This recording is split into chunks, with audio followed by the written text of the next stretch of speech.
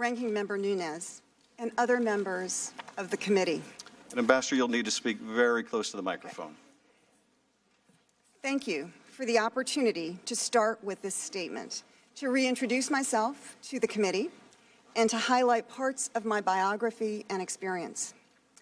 I come before you as an American citizen who has devoted the majority of my life, 33 years, to service to the country that all of us love.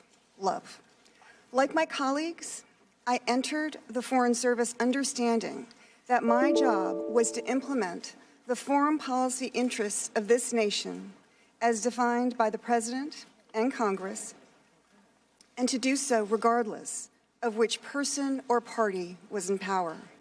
I had no agenda other than to pursue our stated foreign policy goals. My service is an expression of gratitude for all that this country has given to me and to my family. My late parents did not have the good fortune to come of age in a free society. My father fled the Soviets before ultimately finding refuge in the United States.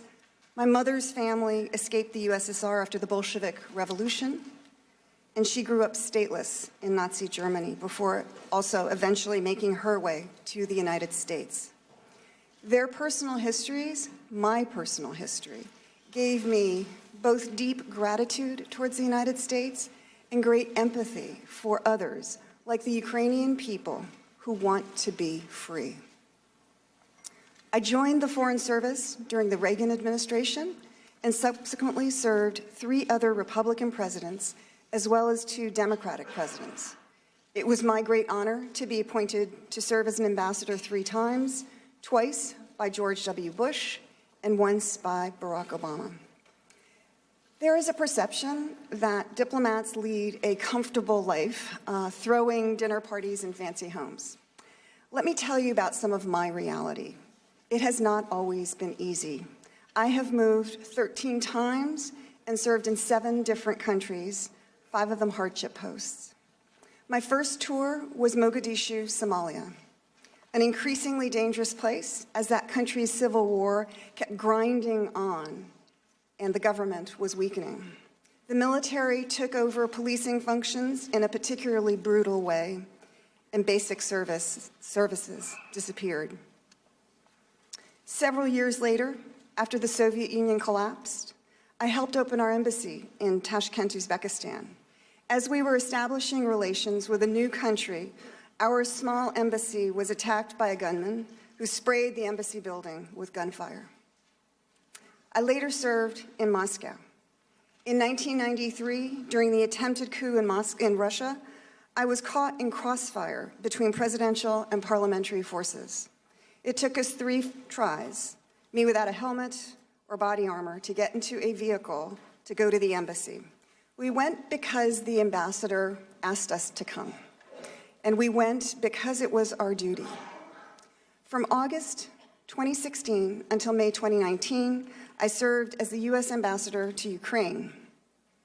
During my tenure in Ukraine, I went to the front line approximately 10 times during a hot war to show the American flag, to hear what was going on, sometimes literally as we heard the impact of artillery, and to see how our assistance dollars were being put to use.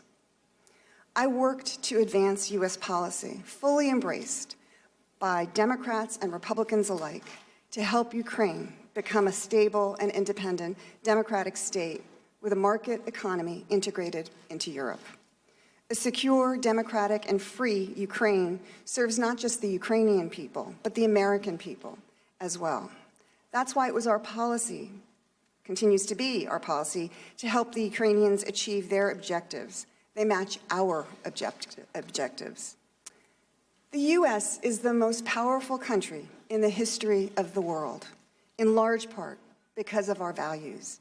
And our values have made possible the network of alliances and partnerships that buttresses our own strength. Ukraine, with an enormous landmass and a large population, has the potential to be a significant commercial and political partner for the United States, as well as a force multiplier on the security side. We see the potential in Ukraine. Russia sees by contrast, sees the risk.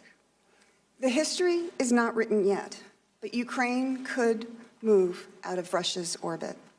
And now, Ukraine is a battleground for great power competition, with a hot war for the control of territory and a hybrid war to control Ukraine's leadership. The U.S. has provided significant security assistance since the onset of the war against Russia in 2014. And the Trump administration strengthened our policy by approving the provision to Ukraine of anti-tank missiles known as Javelins. Supporting Ukraine is the right thing to do. It's also the smart thing to do. If Russia prevails and Ukraine falls to Russian dominion, we can expect to see other attempts by Russia to expand its territory and its influence. As critical as the war against Russia is, Ukraine's struggling democracy has an equally important challenge, battling the Soviet legacy of corruption which has pervaded Ukraine's government. Corruption makes Ukraine's leaders ever vulnerable to Russia, and the Ukrainian people understand that. That's why they launched the Revolution of Dignity in 2014, demanding to be a part of Europe, demanding the transformation of the system, demanding to live under the rule of law. Ukrainians wanted the law to apply equally to all people, whether the individual in question is the president or any other citizen. It was a question of fairness, of dignity. Here again, there is a coincidence of interests. Corrupt leaders are inherently less trustworthy, while an honest and accountable Ukrainian leadership makes a U.S.-Ukrainian partnership more reliable and more valuable to the United States. A level playing field in this strategically located country, bordering 4 NATO allies, creates an environment in which U.S. business can more easily trade, invest, and profit. Corruption is also a security issue, because corrupt officials are vulnerable to Moscow. In short, it is in America's national security interest to help Ukraine transform into a country where the rule of law governs and corruption is held in check. It was and remains a top U.S. priority to help Ukraine fight corruption, and significant progress has been made since the 2014 Revolution of Dignity. Unfortunately, as the past couple of months have underlined, not all Ukrainians embraced our anti-corruption work.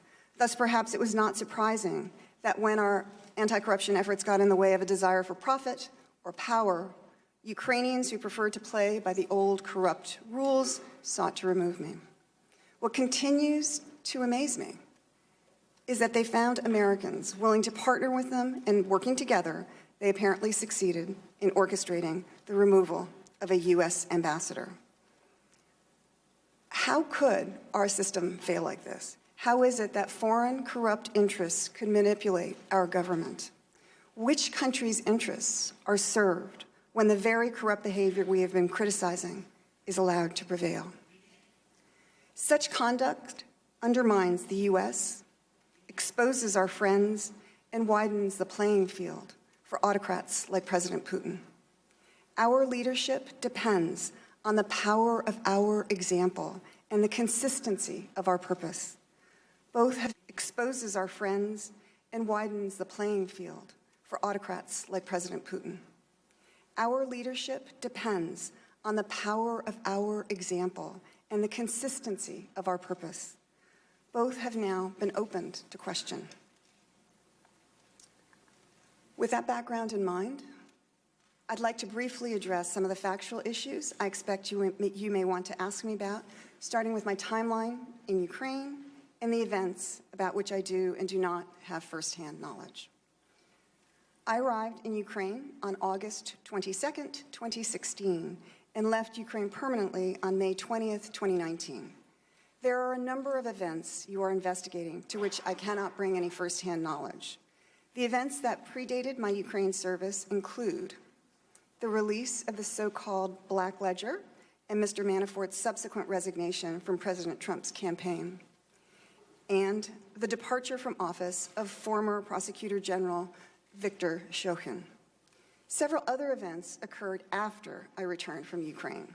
These include President Trump's July 25th, 2019 call with President Zelensky, the discussions surrounding that phone call and any discussions surrounding the delay of security assistance to Ukraine in the summer of 2019. As for events during my tenure in Ukraine, I want to reiterate first that the allegation that I disseminated a do not prosecute list was a fabrication. Mr. Lutsenko, the former Ukrainian prosecutor general who made that allegation, has acknowledged that the list never existed. I did not tell Mr. Lutsenko or other Ukrainian officials who they should or should not prosecute. Instead, I advocated the U.S. position that rule of law should prevail. Also untrue are unsourced allegations that I told unidentified embassy employees or Ukrainian officials that President Trump's orders should be ignored because he was going to be impeached or for any other reason. I did not, and I would not say such a thing. Such statements would be inconsistent with my training as a Foreign Service officer and my role as an ambassador. The Obama administration did not ask me to help the Clinton campaign or harm the Trump campaign, nor would I have taken any such steps if they had. Partisanship of this type is not compatible with the role of a career Foreign Service officer. I have never met Hunter Biden, nor have I had any direct or indirect conversations with him. And although I have met former Vice President Biden several times over the course of our many years in government service, neither he nor the previous administration ever raised the issue of either Burisma or Hunter Biden with me. With respect to Mayor Giuliani, I have had only minimal contact with him, a total of 3, none related to the events at issue. I do not understand Mr. Giuliani's motives for attacking me, nor can I offer an opinion on whether he believed the allegations he spread about me. Clearly, no one at the State Department did. What I can say is that Mr. Giuliani should have known those claims were suspect, coming as they reportedly did from individuals with questionable motives and with reason to believe that their political and financial ambitions would be stymied by our anti-corruption policy in Ukraine. After being asked by the Undersecretary of State for Political Affairs in early March 2019 to extend my tour until 2020, the smear campaign against me entered a new public phase in the United States. In the wake of the negative press, State Department officials suggested an earlier departure, and we agreed upon July 2019. I was then abruptly told, just weeks later in late April, to come back to Washington from Ukraine on the next plane. At the time I departed, Ukraine had just concluded game-changing presidential elections. It was a sensitive period with much at stake for the United States and called for all the experience and expertise we could muster. When I returned to the United States, Deputy Secretary of State Sullivan told me there had been a concerted campaign against me, that the president no longer wished me to serve as ambassador to Ukraine, and that in fact, when I returned to the United States, Deputy Secretary of State Sullivan told me there had been a concerted campaign against me, that the president no longer wished me to serve as ambassador to Ukraine, and that in fact, the president had been pushing for my removal since the prior summer. As Mr. Sullivan recently recounted during his Senate confirmation hearing, neither he nor anyone else ever explained or sought to justify the president's concerns about me, nor did anyone in the department justify my early departure by suggesting I had done something wrong. I appreciate that Mr. Sullivan publicly affirmed at his hearing that private interests were able to undermine U.S. interests in this way. Individuals who apparently felt stymied by our efforts to promote stated U.S. policy against, I still find it difficult to comprehend that foreign and private interests were able to undermine U.S. interests in this way. Individuals who apparently felt stymied by our efforts to promote stated U.S. policy against corruption, that is, to do our mission, were able to successfully conduct a campaign of disinformation against a sitting ambassador using unofficial back channels. As various witnesses have recounted, they shared baseless allegations with the president and convinced him to remove his ambassador, despite the fact that the State Department fully understood that the allegations were false and the sources highly suspect. These events should concern everyone in this room. Ambassadors are the symbol of the United States abroad. They are the personal representative of the president. They should always act and speak with full authority to advocate for U.S. policies. If our chief representative is kneecapped, it limits our effectiveness to safeguard the vital national security interests of the United States. This is especially important now. The world over have learned how little it takes to remove an American ambassador who does not give them what they want. After these events, what foreign official, corrupt or not, could be blamed for wondering whether the U.S. ambassador represents the president's views? And what U.S. ambassador could be blamed for harboring the fear that they can't count on our government to support them as they implement stated U.S. policy and protect and defend U.S. interests? I'd like to comment on one other matter before taking your questions. At the closed deposition, implement stated U.S. policy and protect and defend U.S. interests. I'd like to comment on one other matter before taking your questions. At the closed deposition, I expressed grave concerns about the degradation of the Foreign Service over the past few years and the failure of State Department leadership to push back as foreign and corrupt interests apparently hijacked our Ukraine policy.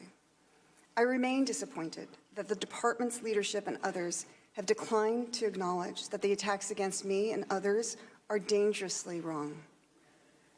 This is about far, far more than me or a couple of individuals. As Foreign Service professionals are being denigrated and undermined, the institution is also being degraded. This will soon cause real harm if it hasn't already. The State Department as a tool of foreign policy often doesn't get the same kind of attention or even respect as the military might of the Pentagon. But we are, as they say, the pointy end of the spear. If we lose our edge, the U.S. will inevitably have to use other tools, even more than it does today. And those other tools are blunter, more expensive, and not universally effective. Moreover, the attacks are leading to a crisis in the State Department as the policy process is visibly unraveling. Leadership vacancies go unfilled, and senior and mid-level officers ponder an uncertain future. The crisis has moved from the impact on individuals to an impact on the institution itself. The State Department is being hollowed out from within at a competitive and complex time on the world stage. This is not a time to undercut our diplomats. It is the responsibility of the department's leaders to stand up for the institution and the individuals who make that institution, still today, the most effective diplomatic force in the world. And Congress has a responsibility to reinvest in our diplomacy. That's an investment in our national security. It's an investment in our future, in our children's future. As I close, let me be clear on who we are and how we serve this country. We are professionals, we are public servants who by vocation and training pursue the policies of the president, regardless of who holds that office or what party they affiliate with.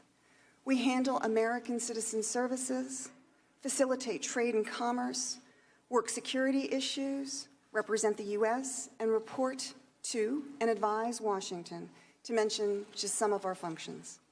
And we make a difference every day. We are people who repeatedly uproot our lives, who risk and sometimes give our lives for this country. We are the 52 Americans who 40 years ago this month began 444 days of deprivation, torture, and captivity in Tehran. We are the dozens of Americans stationed at our embassy in Cuba and consulates in China who mysteriously and dangerously, and in some cases perhaps even permanently, were injured and attacked from unknown sources several years ago. And we are Ambassador Chris Stevens, Sean Patrick Smith, Ty Woods, and Glenn Doherty, people rightly called heroes for their ultimate sacrifice to this nation's foreign policy interests in Libya 8 years ago. We honor these individuals. They represent each one of you here and every American. These courageous individuals were attacked because they symbolized America. What you need to know, what Americans need to know, is that while thankfully most of us answer the call to duty in far less dramatic ways, every Foreign Service officer runs the same risks, and very often so do our families. They serve too. As individuals, as a community, we answer the call to duty to advance and protect the interests of the United States. We take our oath seriously, the same oath that each one of you take, to support and defend the Constitution of the United States against all enemies, foreign and domestic, and to bear true faith and allegiance to the same.